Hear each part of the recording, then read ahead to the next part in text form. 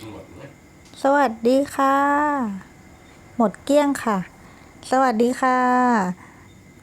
ครูตุ่นมาแล้วพลังจิตใต้สำนึกของเรานะคะมาแล้วค่ะเดี๋ยวขอแชร์แป๊บหนึ่งนะคะ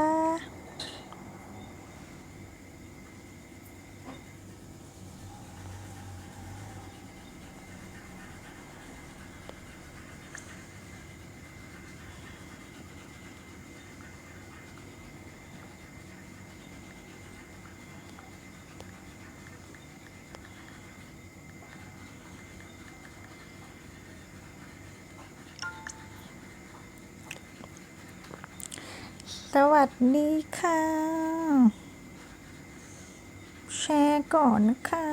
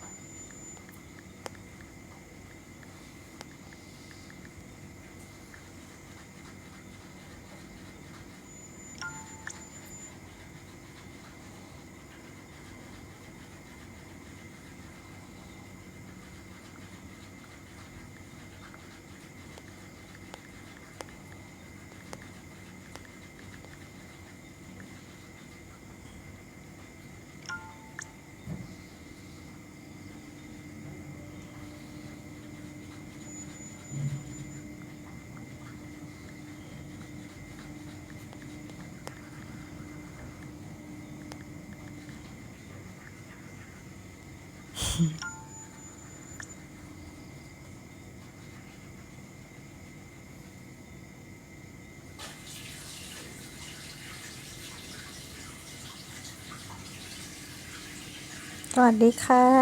ไปต่อกันนะคะเมื่อวานนี้เราถึงตอนที่เราถึงตอนที่11แล้วนะคะวันนี้เสนอตอนที่12วิธีที่นักวิทยาศาสตร์ใช้ประโยชน์จากจิตใต้สำนึกนักวิทยาศาสตร์จำนวนมากตระหนักถึงความสำคัญอย่างแท้จริงของจิตใต้สำนึกไม่ว่าจะเป็นเอดิสันมาโคนีไอน์สไตน์และคนอื่นๆอีกอย่างมากมายได้ใช้ประโยชน์จากจิตใต้สำนึกทั้งสิ้นมันทำให้พวกเขาเข้าใจอย่างลึกซึ้งและรู้ถึงวิธีที่จะประสบความสำเร็จอย่างยิ่งใหญ่ทั้งในสวัสดีค่ะพี่น้าแสนสวยคุณติรติสวัสดีค่ะนะคะเขาบอกว่าและรู้ถึงวิธีประสบความสำเร็จอันยิ่งใหญ่ทั้งในวิทยาศาสตร์และอุตสาหกรรมจากการวิจัยแสดงให้เห็นว่าจิตใต้สำนึกเป็นตัวกำหนดความสำเร็จมาแล้วสวัสดีค่ะสวัสดีค่ะกามลเนตแสนสวยของเรามาแล้วน่ารักมากเลยนะคะฝากแชร์ไปรัวๆด้วยค่ะขอบคุณค่ะนะคะจากการวิจัยแสดงให้เห็นว่าจิตใต้สำนึกเป็นตัวกำหนดความสำเร็จของนักวิทยาศาสตร์ผู้ยิ่งใหญ่และผู้ที่ทำงานของด้านวิเคราะห์วิจัยทั้งหลายหนึ่งในตัวอย่างที่น่ามหัศจรรย์ที่สุดของกรณีนี้เราพบได้ในชีวิตของนักเคมีผู้ค้นพบสูตรน้ำมันเบนซินฟรายดิสวอนสตาร์โดนิตกล่าวคือเขาใช้ความพยายามอย่างหนักเป็นเวลานานเพื่อทำความเข้าใจกับโครงสร้างทางเคมีของไฮโดรคาร์บอนที่เรียกว่าเบนซินอันเป็นส่วนผสมที่ประกอบด้วยอะตอมของคาร์บอนและไฮโดรเจนอย่างละ6ตัวซึ่งสตาร์โดนิตพบกับปัญหาที่ชวนให้งุนงงอยู่เสมอและความพยายามทั้งมวลของพวกเขาดูเหมือนพบกับทางตันตลอดเวลาเมื่อไม่สามารถแก้ปัญหาประกอบกับความเหนื่อยอ่อนเขาจึงมอบจุดมุ่งหมายไว้กับจิตใต้สำนึกหลังจากนั้นไม่นานขณะที่เขานั่งอยู่บนรถประจำทางไปในกรุงลอนดอนจิตใต้สำนึกก็ปรากฏสัญญาณวับส่งผ่านมาสู่จิตสำนึกเป็นภาพของงูตัวหนึ่งกำลังไล่กัดหางตัวเองหมุนเวียนวงไปรอบๆ ข่าวสารจากจิตใต้สำนึกนี่เองที่เป็นแรงบันดาลใจให้เขาทำการวิจัยไปในทิศทางที่แตกต่างและในไม่ช้าเขาก็ได้รับคำตอบที่ค้นหามาเนิ่นนานนั่นคือวงจรของอะตอมที่รู้จักกันในชื่อเบนซินริงขอบคุณค่ะวิธีคิดค้นสิ่งประดิษฐ์ของนักวิทยาศาสตร์ผู้มีชื่อเสียงนิโคลา เทสลานักวิทยาศาสตร์สาขาไฟฟ้าผู้โดดเด่นซึ่งเทสลาคอยคือหนึ่งในสิ่งประดิษฐ์ชิ้นหนึ่งที่แสดงอยู่ในพิพิธภัณฑ์วิทยาศาสตร์นั้นสร้างความประทับใจให้เด็กๆได้เสมอเพราะเป็นสิ่งประดิษฐ์ที่เกี่ยวข้องกับสภาวะของการชาร์จประจุไฟฟ้ากล่าวคือเมื่อใครบางคนสัมผัสมันเข้าไฟฟ้าสถิตจะทำให้ขนที่แขนของเขาหรือเธอลุกชูชันนอกจากนี้เทสลายังทดลองกับแนวคิดแห่งการกระจายพลังงานซึ่งแนวคิดนี้ของเขาถือเป็นการปฏิวัติวงการครั้งสำคัญทีเดียวเทสลาเป็นผู้หนึ่งที่เชื่อมั่นในการใช้ประโยชน์จากพลังจิตใต้สำนึกเมื่อใดก็ตามที่เขามีแนวคิดสำหรับสิ่งประดิษฐ์ใหม่หรือทิศทางการค้นคว้าวิจัยใหม่ๆเขาก็จะสร้างมันขึ้นมาในจินตนาการจากนั้นก็ส่งมอบไปในจิตใต้สำนึกด้วยตระหนักดีว่าจิตใต้สำนึกของเขาจะก่อร่างสร้างรูปมันขึ้นมาใหม่แล้วทำให้ปรากฏชัดเจนในทุกรายละเอียดที่ต้องการในจิตสำนึกด้วยการทำจิตใจให้สงบเป็นสมาธิทุกสิ่งทุกอย่างล้วนเป็นไปได้และเขาไม่ต้องเสียเวลาแก้ไขข้อบกพร่องจากผลิตภัณฑ์สมบูรณ์แบบที่กลั่นกรองออกมาจากจิตใจในการให้สัมภาษณ์ครั้งหนึ่งเขากล่าวว่างานประดิษฐ์ของผมเกิดจากการสร้างภาพขึ้นในจิตใจในเบื้องต้นเสมอซึ่งใน20 ปีที่ผ่านมาสำหรับชีวิตการทำงานไม่มีสิ่งประดิษฐ์ชิ้นใดเลยที่สำเร็จออกมาได้โดยวิธีอื่นวิธีแก้ไขปัญหาของนักธรรมชาติวิทยาผู้มีชื่อเสียงศาสตราจารย์หลุยส์อเกนซิสนักธรรมชาติวิทยาชาวอเมริกันได้ค้นพบกับการทำงานอันไม่รู้จักเหน็ดเหนื่อยของจิตใต้สำนึกของเราเองขณะนอนหลับซึ่งข้อความต่อไปนี้คัดลอกมาจากอัตชีวประวัติของเขาซึ่งเขียนโดยภรรยาของอเกลซิสเองว้าวตอนนี้นะคะตอนหลับนะคะน่ากลัวนะคะแล้วก็เป็นเรื่องดีนะคะเขาพยายามอยู่2 อาทิตย์ที่จะนึกให้ออกว่าฟอสซิลของปลาที่ฝังอยู่ในแผ่นหินนั้นมีรูปร่างเช่นไรแต่ก็มืดมนแถมยังเหนื่อยอ่อนและงุนงงเป็นอย่างยิ่งจนในที่สุดก็ต้องหยุดงานนั้นไว้ชั่วคราวและพยายามขจัดมันออกไปจากใจหลังจากนั้นไม่นานเขาตื่นขึ้นกลางดึกคืนนั้นด้วยความเชื่อที่ว่าเขาได้เห็นปลาตัวนั้นอย่างชัดเจนในส่วนที่ฝังอยู่ในแผ่นหินแต่เมื่อพยายามนึกให้ออกว่าเป็นอย่างไรภาพก็เลือนหายไปอย่างไรก็ตามเขาเดินทางไปยังจาแดงเดพรองแต่เช้าตู่เพื่อเอาแผ่นหินดังกล่าวมาพินิจพิเคราะห์ใหม่อีกครั้งเผื่อว่าจะทำให้นึกภาพอะไรขึ้นมาได้บ้างแต่ทุกอย่างก็มืดมัวเหมือนเคยคืนต่อมาเขาก็เห็นภาพปลาอีกแต่ก็ไม่มีผลที่น่าพอใจมากไปกว่าเดิม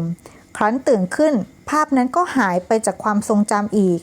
และด้วยความหวังว่าประสบการณ์เช่นนี้จะเกิดขึ้นอีกคืนที่3เขาจึงเตรียมกระดาษดินสอเอาไว้ข้างเตียงก่อนเข้านอนทุกอย่างเป็นไปตามความคาดหมาย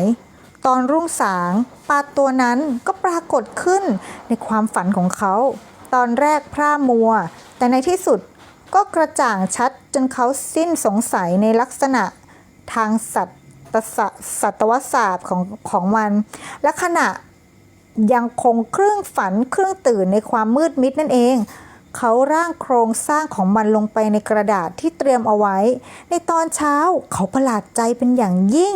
ที่เห็นภาพสเก็ตที่เขาเขียนเอาไว้ในตอนกลางคืนซึ่งเขาคิดว่าเป็นไปไม่ได้ที่ตัวฟอสซิลเองจะเปิดเผยตัวออกมาเขารีบบึ่งไปที่จาแดงเดพรองและด้วยการนำเอาภาพวาดทำให้เขาประสบความสำเร็จในการกระเทาะเอาหินที่ปกคลุมฟอสซิลออกไปจนเมื่อทุกอย่างสำเร็จเสร็จสิ้นลงฟอสซิลที่ปรากฏอยู่ตรงหน้านั้นเหมือนกับภาพฝันที่เขาสเก็ตเอาไว้ไม่ผิดเพี้ยน การรักษาโรคเบาหวานของแพทย์ผู้มีชื่อเสียงในปีทศวรรษ 1920 ดร. เฟอร์เดริก เบนติง นายแพทย์และนักวิจัยชาวแคนาเดียนผู้มีอนาคตสดใสใช้เวลาหมกมุ่นทุ่มเทความสนใจให้กับการลุกลามของโรคเบาหวานซึ่งเวลานั้นวิทยาศาสตร์ทางการแพทย์ยังไม่มีวิธีการใดสามารถยับยั้งโรคนี้เอาไว้ได้ดร. เบนติงใช้เวลาส่วนใหญ่ศึกษาและค้นคว้าเอกสารตำรับตำราต่างๆมากมายเกี่ยวกับเรื่องนี้แต่ทุกวิถีทางดูเหมือนไม่มีแสงสว่างแม้เพียงรำไรให้เห็นคืนหนึ่งในระหว่างหลับไหลไปด้วยความอ่อนเพลียจากการทุ่มเทแรงกายแรงใจอย่างไร้ผลในตอนกลางวันนั้นจิตใต้สำนึกก็ได้แนะนำให้เขาทำการดูดเอากากของเสียจากส่วนที่เสื่อมสภาพของตับอ่อนสุนัขอันเป็นแรงบันดาลใจให้เขาค้นพบสารอินซูลินเป็นครั้งแรกและสารชนิดนี้สามารถช่วยชีวิตมนุษย์นับล้านคนคุณจะสังเกตเห็นว่าดร. เบนติงนั้นใช้เวลาอยู่บ้างในการค้นหาคำเฉลยของปัญหาและจิตใต้สำนึกเป็นผู้สนองตอบให้ได้รับการแก้ไขที่ถูกต้องไม่ใช่ว่าคุณจะได้รับคำตอบในชั่วข้ามคืนเสมอไปบางครั้งคำตอบก็ไม่ปรากฏออกมาแต่อย่าท้อใจจงมอบความไว้วางใจให้จิตใต้สำนึกโดยให้มันใคร่ครวญถึงปัญหาทุกๆคืนก่อนนอนเหตุผลหนึ่งที่ทำให้เกิดความล่าช้าอาจเป็นเพราะคุณมองมันในฐานะปัญหาใหญ่ประการหนึ่งโดยมีความเชื่อว่าปัญหานั้นอาจต้องใช้เวลายาวนานในการแก้ไขจิตใต้สำนึกของคุณไม่มีการเวลาและระยะทางจงเข้านอนด้วยความเชื่อมั่นว่าคุณจะได้รับคำตอบในบัดดลอย่ายืนยันว่าจะได้รับคำตอบในอนาคตขอให้ศรัทธาอย่างแน่นแฟ้นต่อผลที่จะได้รับและจงเกิดความเชื่อมั่นเสียแต่บัดนี้แล้วคำตอบสำหรับปัญหาต่างๆของคุณจะปรากฏขึ้นอย่างสมบูรณ์แบบการหนีรอดจากค่ายกักกันรัสเซียดร. โลธาร์ วอนเบรกชมิดสมาชิกคนหนึ่งของ Rocket Society เป็นวิศวกรนักวิจัยทางด้านอิเล็กทรอนิกส์ผู้มีชื่อเสียงได้เล่าให้ฟังอย่างย่อๆถึงวิธีการที่เขาใช้จิตใต้สำนึกพาตัวเองหลุดรอดจากความตายโดยน้ำมือของผู้คุมที่โหดเหี้ยมในเรือนจำของรัสเซียที่เหมืองถ่านหินดังต่อไปนี้ผมเป็นเฉลยสงครามถูกกักกันอยู่ที่เมืองถ่านหินแห่งหนึ่งในรัสเซียและได้แลเห็นนักโทษในข่ายกักกันแห่งนั้นล้มตายลงไปมากมายเราถูกควบคุมโดยผู้ควบคุมที่โหดเหี้ยมเจ้าหน้าที่ผู้หญิงยโสและการตัดสินโทษที่รุนแรงโดยไม่ได้ไต่สวนของผู้ตรวจการราชการรัสเซียหลังจากนั้น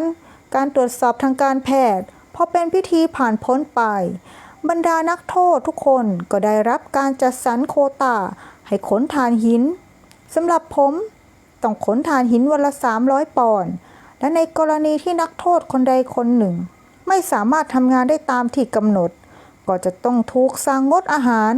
ซึ่งแต่ละมื้อก็มีปริมาณไม่เพียงพอกับความต้องการอยู่แล้วและในไม่ช้าก็ตายไปอย่างน่าเวทนาคนแล้วคนเล่าผมเริ่มมองหาหนทางหลบหนีและตระหนักว่าจิตใต้สำนึกจะมองหาวิธีการอย่างใดอย่างหนึ่งให้ได้ส่วนบ้านในเยอรมันนั้นถูกทำลายไปแล้วครอบครัวอยู่ในสภาพบ้านแตกสลายขาดบรรดาเพื่อนๆล้วนถูกฆ่าตายและไม่ก็ถูกจับอยู่ในข่ายกักกันผมพูดกับจิตใต้สำนึกว่าฉันต้องการไปลอสแอนเจลิสท่านต้องหาวิธีการให้ผมได้เห็นภาพของนครแอนเจลิสและยังสามารถจดจำถนนที่มีต้นไม้เขียวขจีเรียงรายอยู่สองข้างทางได้อย่างติดตาเช่นเดียวกับอาคารบางบลังทุกๆวันคืนผมจะเริ่มสร้างจินตนาการว่าตัวเองกำลังเดินอยู่บนถนนวิลไซด์เคียงคู่กับหญิงสาวชาวอเมริกัน ผู้ซึ่งมีโอกาสรู้จักเธอในเบอร์ลินก่อนเกิดสงครามวงเล็บเธอคือภรรยาของผมในปัจจุบันในจินตนาการนั้นเราแวะที่ร้านค้าโดยสารรถเมล์และรับประทานอาหารในภัตตาคารทุกๆคืนผมสร้างจินตนาการเป็นพิเศษว่ากำลังขับรถยนต์อเมริกันไปมาบนถนนในลอสแองเจลิสทุกอย่างเป็นไปอย่างเด่นชัดจริงจังภาพในจิตใจเหล่านี้ดูเป็นธรรมชาติที่สัมผัสได้คล้ายกับเป็นต้นไม้ต้นหนึ่งที่ขึ้นอยู่ในบริเวณค่ายกักกันทุกๆเช้าผู้คุมจะนับจำนวนขณะนักโทษเข้าแถวโดยเขาจะเริ่มนับ1 2 3และเมื่อถึงหมายเลข17ซึ่งเป็นหมายเลขประจำตัวของผมก็ก้าวเลี่ยงไปทางหนึ่งทำให้เขาเข้าใจผิดนับเลข17ที่นักโทษคนต่อจากผมเมื่อนักโทษทั้งหมดกลับจากการขนถ่านหินมาเข้าแถวตรวจนับในตอนเย็นการนับจำนวนของนักโทษก็ยังคงเดิมคือขาดไป1 คนโดยที่พวกคุมไม่รู้ดังนั้นกว่าจะพบว่ามีนักโทษหลบหนีไปก็ต้องใช้เวลานานทีเดียวผมเดินลัดล้อหลบออกจากค่ายกักกันตลอดเวลา24 ชั่วโมงและหยุดพักวันต่อมาที่เมืองร้างแห่งหนึ่งยังชีพอยู่ได้ด้วยการจับปลาและล่าสัตว์ป่าเป็นอาหารในที่สุดก็ลักลอบโดยสารไปกับขบวนรถไฟขนถ่านหินในตอนกลางคืนจนหลุดลอดไปถึงประเทศโปแลนด์และด้วยความช่วยเหลือจากเพื่อนๆที่นั่นทำให้ผมสามารถเดินทางต่อไปยังเมืองลูเซิร์นสวิตเซอร์แลนด์เย็นวันหนึ่งที่พาเลสโฮเทลในลูเซิร์นผมได้สนทนากับสุภาพบุรุษคนหนึ่งพร้อมด้วยภรรยาของเขาซึ่งทั้งคู่เดินทางมาจากสหรัฐอเมริกาโดยฝ่ายชายเป็นผู้เชื้อเชิญให้ผมไปเป็นแขกที่บ้านของเขาในซานตาโมนิกาแคลิฟอร์เนียซึ่งผมตอบรับอย่างไม่ลังเลและเมื่อเดินทางมาถึงลอสแองเจลิสก็พบว่าโชเฟอร์ได้ขับรถพาผมไปตามถนนวิลไซด์บูเลวาร์ดและถนนสายอื่นๆที่เคยสร้างจินตนาการไว้อย่างแจ่มชัดตลอดเวลาหลายเดือนอันแสนยาวนานในเหมืองถ่านหินรัสเซียผมจำได้ถึงอาคารหลายหลังที่เคยเห็นในจิตใจบ่อยๆมันคล้ายว่าผมคุ้นเคยกับลอสแองเจลิสมาก่อนผมบรรลุเป้าหมายที่ได้ตั้งไว้แล้วผมจะไม่มีวันเลิกใช้พลังอันมหัศจรรย์ของจิตใต้สำนึกเพราะจริงๆแล้วมันมีวิธีการแก้ไขปัญหาในขณะที่เรามืด8 ด้านนักโบราณคดีและนักประวัติศาสตร์พืชและสัตว์ดึกดำบรรพ์ซ่อมแซมโบราณวัตถุจิตใต้สำนึกของคุณคือแหล่งเก็บกักความทรงจำของสรรพสิ่งที่เคยเกิดขึ้นในประวัติศาสตร์แห่งเผ่าพันธุ์ของเราขณะที่นักโบราณคดีศึกษาซากโบราณสถานที่ปรักหักพังรวมทั้งวัตถุที่มนุษย์ในอารยธรรมก่อนหน้า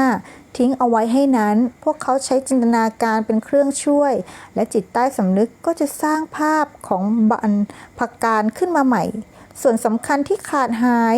กลับฟื้นคืนชีพอีกครั้งเมื่อพิจารณาถึงวิหารโบราณเครื่องปั้นดินเผาภาชนะต่างๆของอารยธรรมยุคแรกๆนักวิทยาศาสตร์สามารถจินตนาการในรายละเอียดโดยผ่านทางธนาคารข้อมูลของจิตจักรวาลอันเป็นสากลทำให้รู้ว่าวัตถุเหล่านี้ถูกสร้างขึ้นมาทำไมเมื่อไรและอย่างไรการมีสมาธิอย่างล้ำลึกและการฝึกหัดสร้างจินตนาการของนักวิทยาศาสตร์ผู้หนึ่งนั้นจะเป็นการปลุกเร้าพลังแห่งจิตใต้สำนึก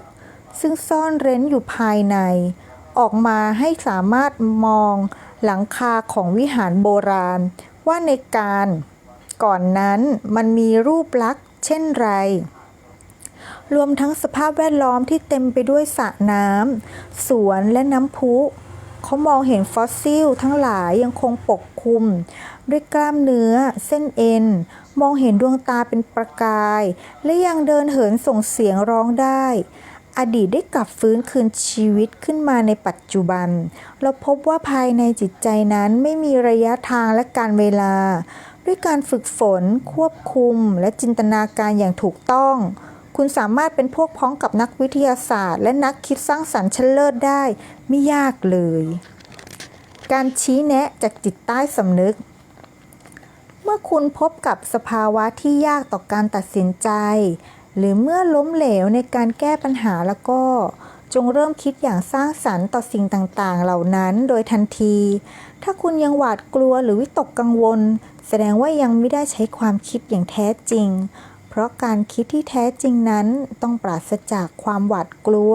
หรือวิตกกังวลใดๆต่อไปนี้เป็นเทคนิคง่ายๆที่คุณสามารถนำไปใช้ให้ได้รับการชี้แนะในทุกเรื่องราว 1. สงบจิตใจของและร่างกายโดยบอกร่างกายให้ผ่อนคลายมันจะทำตามคำสั่งของคุณร่างกายนั้นไม่มีอำนาจทำอะไรตามอำเภอใจไม่มีความคิดริเริ่มและไม่มีความเฉลียวฉลาดโดยตัวเองร่างกายของคุณคือแผ่นดิสก์ที่บันทึกความเชื่อและความประทับใจเอาไว้ 2. รวบรวมความสนใจปรับความคิดทั้งมวลให้มุ่งอยู่กับคำตอบของปัญหา 3. พยายามแก้ไขมันด้วยจิตสำนึก 4. คิดถึงผลแห่งความสุขเมื่อได้แก้ปัญหาให้รู้ล่วงไปด้วยดีสัมผัสถึงความรู้สึกที่คุณจะได้รับเมื่อทางออกที่ดีของปัญหากระจ่างชัดอยู่ตรงหน้า 1 2 3 4 ปล่อยให้จิตใจของคุณแสดงบทบาทกับอารมณ์เช่นนี้ด้วยท่าทีผ่อนคลายจากนั้นก็ปล่อยตัวเองให้หลับไหลไป 6 1 2 3 4 5 เมื่อตื่นขึ้นหากยังไม่ได้รับคำตอบก็อย่ากังวลจงทำกิจวัตรไปตามปกติ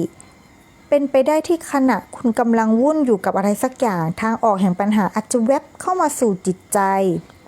การได้รับการชี้แนะจากจิตใต้สำนึกนั้น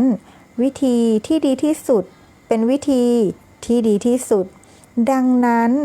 วิธีที่ง่ายที่สุดเป็นวิธีที่ดีที่สุดดังตัวอย่างที่เกิดขึ้นกับผู้เขียนเองครั้งหนึ่งผู้เขียนทำแหวนวงหนึ่งหายไป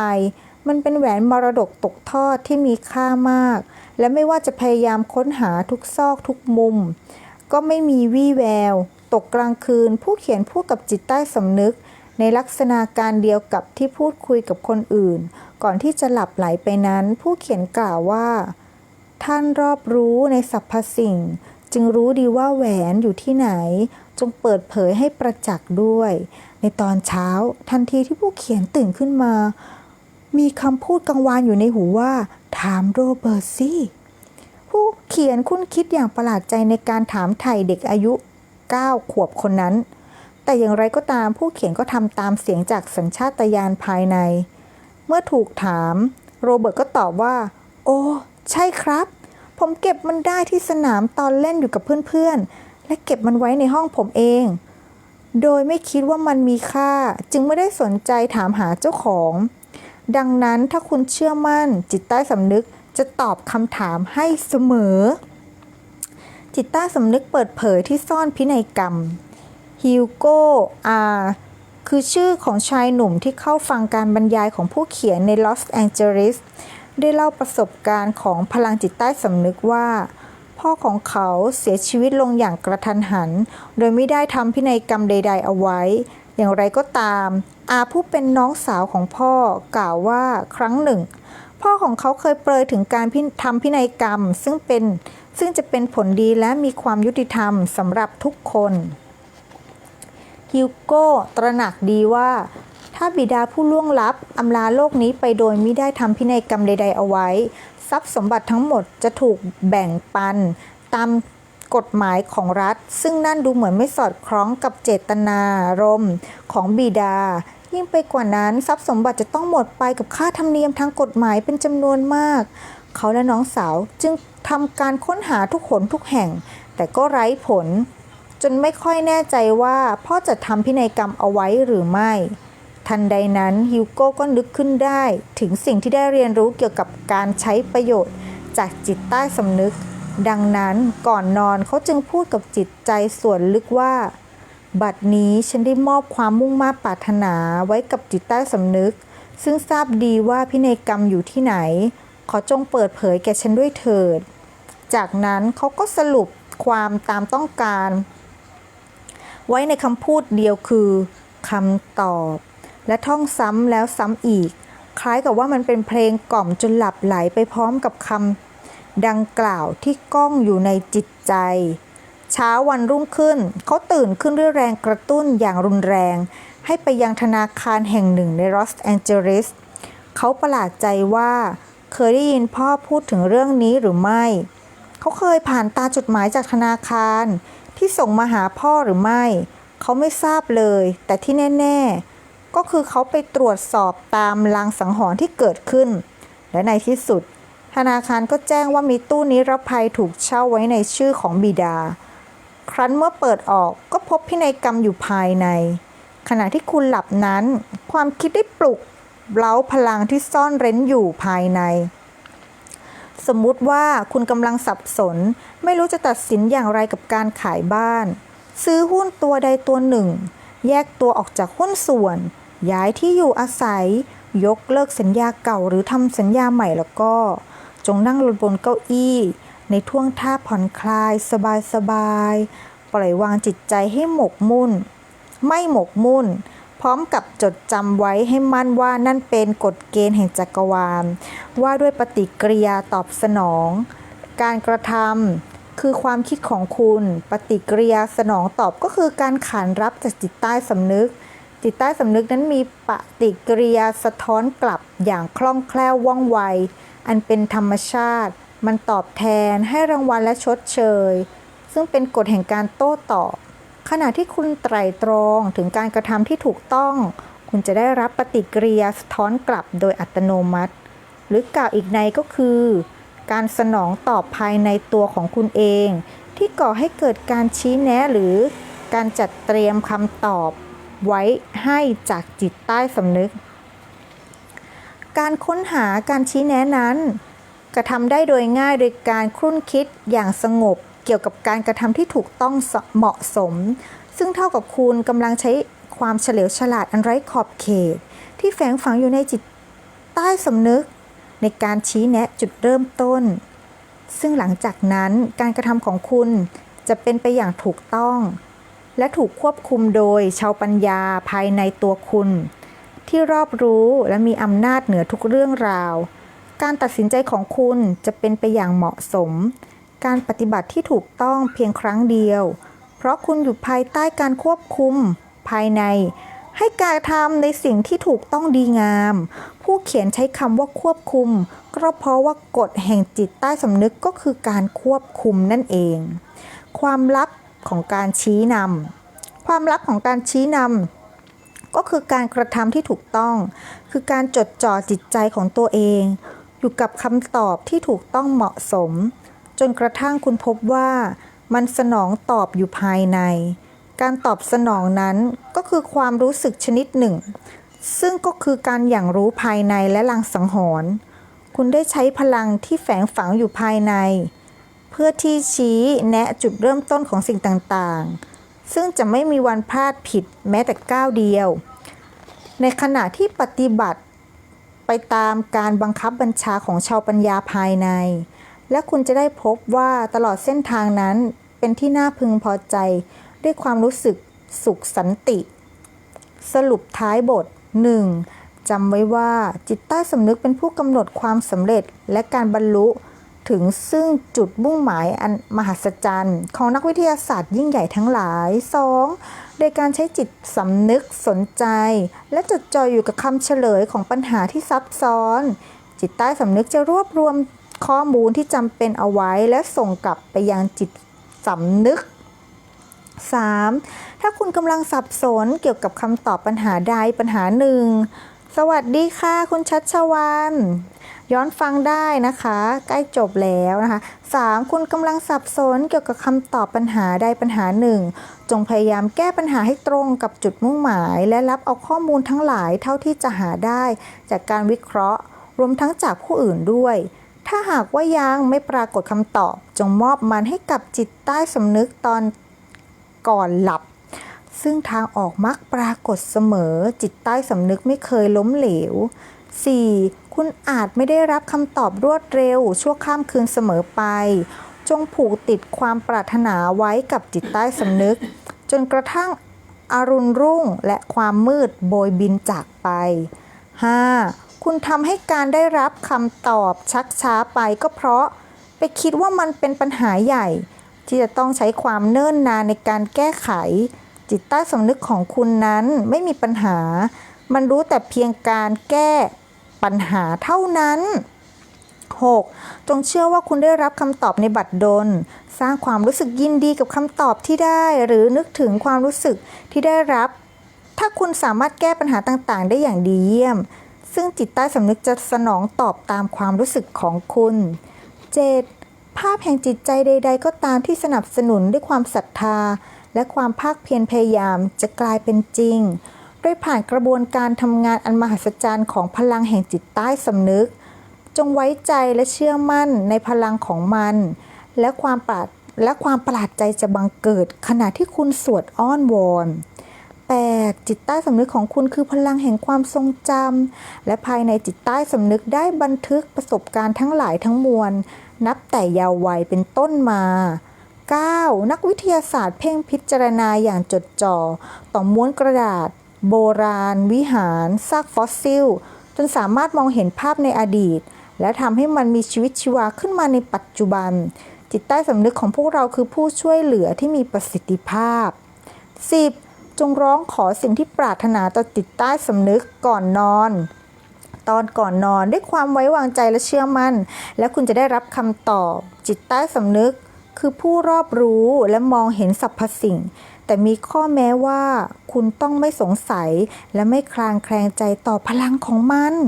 11. การกระทำก็คือความคิดและปฏิกิริยาสนองตอบก็คือการตอบรับแห่งจิตใต้สำนึกฉะนั้นถ้าคิดอย่างฉลาดและกระทำและการตัดสินใจของคุณก็จะเป็นไปอย่างชาญฉลาด 12. การชี้นำมาสู่คุณในฐานะความรู้สึกชนิดหนึ่งรวมทั้งการอย่างรู้และลางสังหรณ์ซึ่งเป็นประสาทสัมผัสภายในจงทำไปตามนั้นพรุ่งนี้มาต่อกันที่ตอนที่ 13นะคะจิตใต้สำนึกกับการนอนหลับว้าวสุดยอดมากๆพรุ่งนี้มาต่อนะคะวันนี้ขออนุญาตไปก่อนแล้วขอบคุณทุกๆคนมากๆสวัสดีค่ะ